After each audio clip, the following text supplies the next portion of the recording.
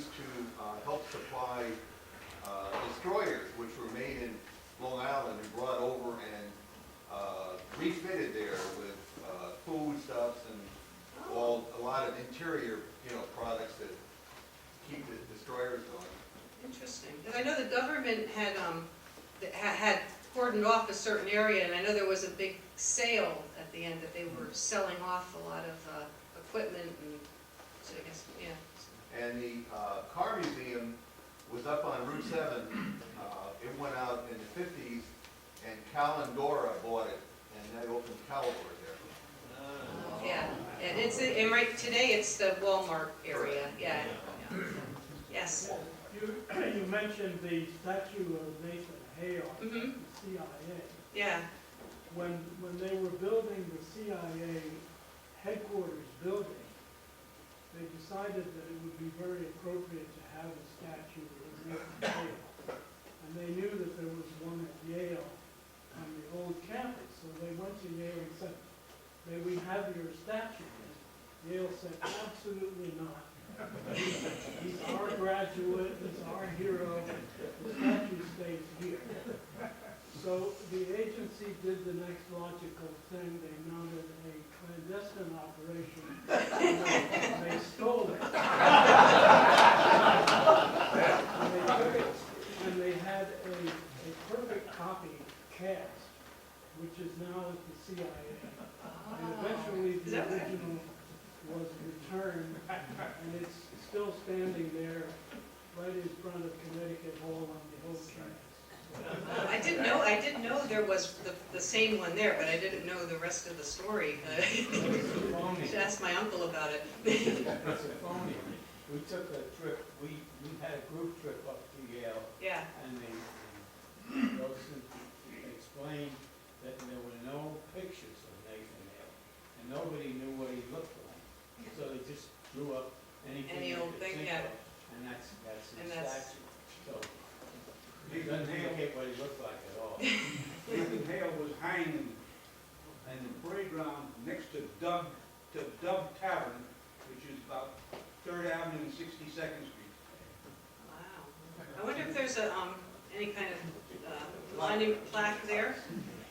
I know they have symposiums. In front of the Yale. Yeah.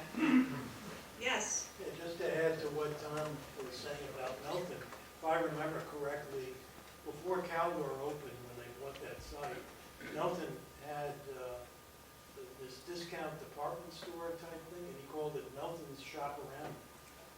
And that was one of the first stores that I could remember, because we had those blue laws in Connecticut back then, and Melton was open on Sundays, and that was one of the few places you could go to.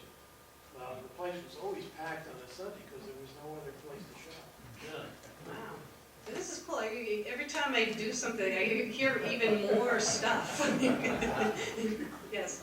There's I guess it's a large estate, just west, between Wilson Point and Norwalk. I drive by it every once in a while, and I never figure out what's back in it. It kind of looks like a Waveney only. You know Yeah. what that is? Yeah. That was James Farrell's. Originally, it was James Farrell. He had this Farrell steamship lines, and originally it was built in wood, and then at his daughter's wedding reception, it burned to the ground, and he rebuilt it in granite. Yeah, he was, and then it was yeah, it was Hewitt. Yeah, and there was a few different things. It was Continental Can. Yeah, Continental Can. And across the way from there is Rowayton Library. That was the horse stables for it. And it was actually the upstairs of there, actually upstairs and downstairs, that the first business computer was created. It was like a World War II, General MacArthur. They had a lot of, I think they were working on coding, but they ended up developing the first UNIVAC business computer, and that's in there too. Yes. Do you have anything there with Yankee Doodle's grave in Norwalk? I do have a little bit about Yankee Doodle. When I finished the book, I had 6 people, history people, read through the manuscript, because I figured I'd get different angles on things, and there might be something that, oh, well, we used to think that, but now we think this, and, you know, I just wanted to make sure. And Ralph Bloom was one of the ones that read through, and he disagrees with that account about Yankee Doodle and the men with the feathers and. But it's been such a part of the history, I'm not sure, but I included it, and I did put a disclaimer, some historians disagree with this account. They did name the Thruway Bridge, there's a plaque on that bridge in the center, that's Yankee Doodle Bridge. So, I put in the book, you know, what I had read in earlier generations about what the story was, but until I see something different, you know, I'll kind of go with that.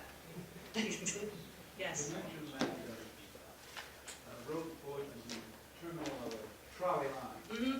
That trolley line evidently went from Darien along Cote Deep Road. Yeah. Where was the origin of the other end of that line? Well, it was the picture that I had that showed near Ernie's, and because the post road had a different line that went to Stamford.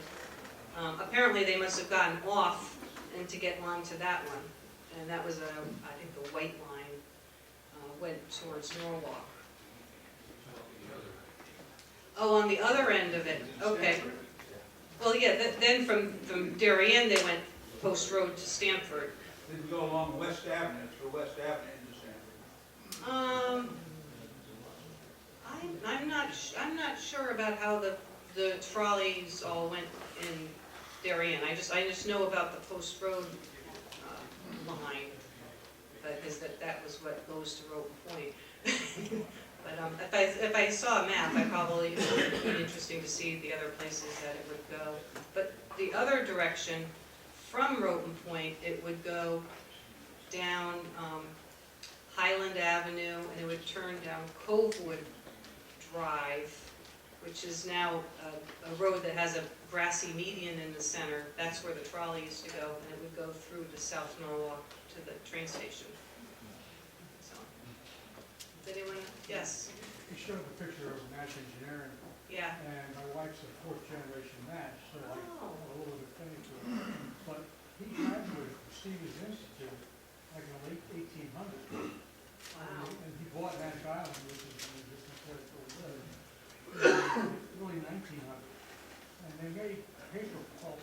And most of the people in this side of the country don't even understand what they made. Money was owned up until about 10 years ago. So, and the other thing, you flip on technology, I worked in Norton, which is all electronics, and that's how east side, he didn't mention Norton at all. No. Well, you know, I only really, things I had pictures of are what I ended up focusing on. If somebody had showed me an early picture and I thought it would, you know, I would probably, Early in 1960. yeah. That's too late. Unless it's Old McDonald's farm. Well, Norton made bomb sight for World War II, and that was a big product of theirs. And I also wanted to mention, later in your presentation, you had a mill, and it's now the Cobb's Mill in a restaurant. Oh, that was the buttery. Yeah, Buttery mill. it's the same building. Okay, I'm not sure about that, but yeah, I'll check it out. Pretty sure. Yeah, because Cobb's Mill, I think, is Weston. It's in Weston. Yeah. Yeah, this is one of the silver mine. They probably look very similar. Yeah. Yes, Woody? Lisa, I was curious on the photo you have of the Norwalk Airport. You know how that was used? I noticed on the photo, it looked like 3 or 4 biplanes sitting there, what we used to call steermans. And they were military trainers. Yeah. Military trainers? Well, it became a military, it was sort of closed to the public, and I saw a sign that says closed, you know, it was a military airport for a time. Yeah. But I know there have been people on Facebook, their fathers flew out of there, so it was also earlier a public place where people had small planes to get in and out of. And there was supposedly another, near where I live, near Fodor Farm, there's an aviation court.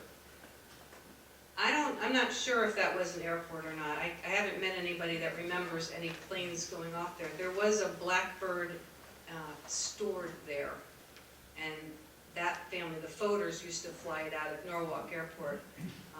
But I had gotten some pictures of the Blackbird. That was supposedly an airplane that was in competition with Spirit of St. Louis at the time. And the Forders kept it, and they also, in that barn, they also had 4 Stanley steamers. Oh, I didn't know A that. couple of friends of mine tried to buy them, but they were rusted out to the point they couldn't move. Interesting. Does anyone else have any? In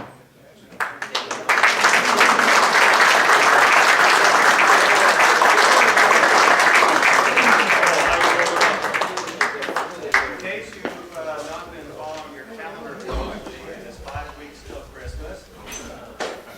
You may already have plenty of ideas for gifts that are unique, educational, entertaining, and inexpensive. But if you're open to another suggestion, Lisa has brought both of her books for which you'd be